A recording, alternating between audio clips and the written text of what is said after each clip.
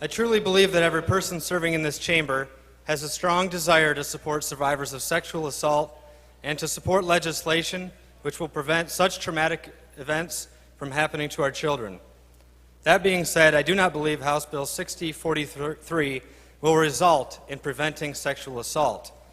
In fact, I believe strongly that House Bill 6043 will greatly threaten the education profession in Michigan.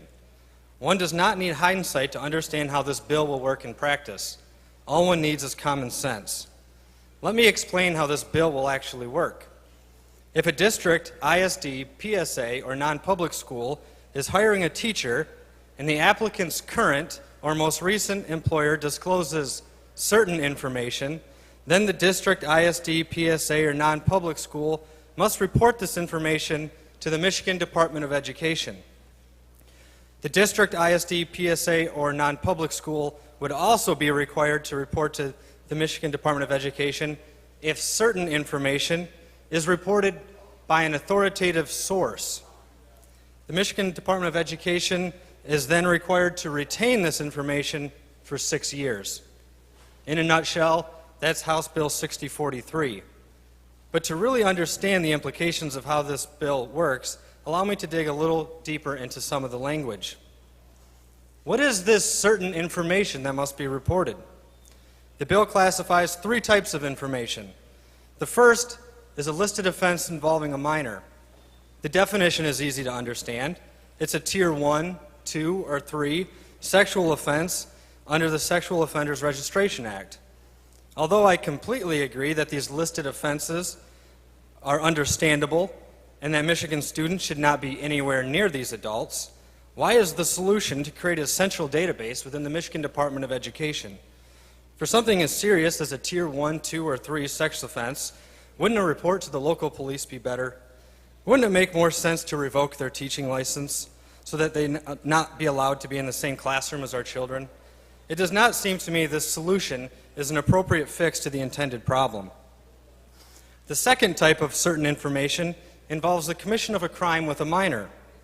What type of crime? Who reported the crime? Was it reported? Was the applicant or employee convicted? Is the crime an allegation or a fact? Under this bill, the school, ISD, PSA, or non-public school does not have the luxury of asking such questions. If they receive the information, then they must report it to the Michigan Department of Education. Never mind that the applicant or employee that is being reported on has no right to know what is being reported or that it has been reported, and they don't have a right to defend themselves. Who needs due process when you're in education? If you get put on a blacklist, that's your problem.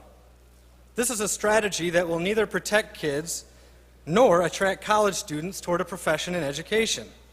One could argue that a better plan would be to post the allegations on Facebook. At least the teacher would know what was said, who said it, and would have an opportunity to defend themselves. Lastly, the third type of certain information that needs to be reported is acts of immorality, moral turpitude, or inappropriate behavior, including a minor. All of these terms are wide open to interpretation. Obviously, the intent here is to protect children, but this provision is so generic and subjective that anybody in education could be accused by anybody deemed to be an authoritative source. This is not fair, this is not just, and this will not help protect our children. And when you think this bill can't get any worse, there's no requirement for a district, ISD, PSA, or non-public school to screen the applicants through the database before they hire a new employee. If this bill becomes law, we will have paid to create a giant infrastructure which will blacklist educators, and perpetrators of sexual assault will still be able to skirt the system. Colleagues, I cannot express my concerns with this bill any more plainly. I urge you to vote no on House Bill 6043.